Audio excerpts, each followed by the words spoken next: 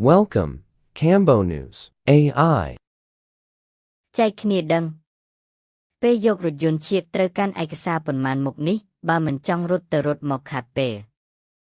នាពេលថ្មីនេះក្រសួងសាធារណការនិងដឹកជញ្ជូនបានចែករំលែកចំណេះដឹងជូនទៅកាន់សាធារណជនដើម្បីឆ្វេងយល់អំពីនីតិវិធីស្នើសុំត្រួតពិនិត្យលក្ខណៈបច្ចេកទេសយានជំនិះជាតិ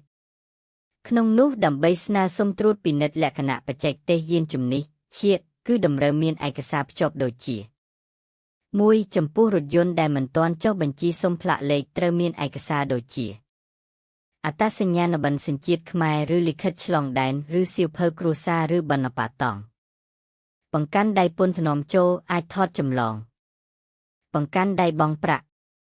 ពាក្យស្នើសុំត្រួតពិនិត្យលក្ខណៈបច្ចេកទេសយានជំនិះជាតិ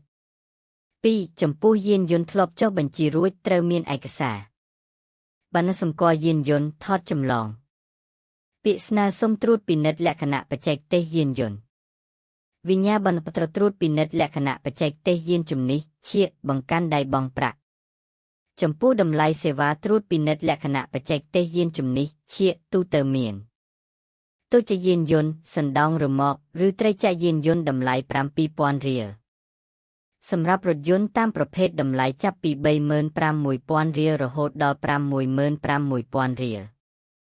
សម្រាប់រ៉ឺម៉កឬសឺមេរ៉ឺម៉ករថយន្ត 35,000 រៀលលោកអ្នកអាចចុះឈ្មោះជាតិតាម Online HEPS Tech Inspection Input.gov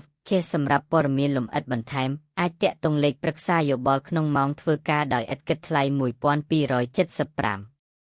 បើស្រឡាញ់ចូលចិត្តកុំភ្លេចជួយចុច Like Share និង Subscribe ដើម្បីបានវីដេអូថ្មីទៀតអរគុណចំពោះការចូលទស្សនាវីដេអូនេះ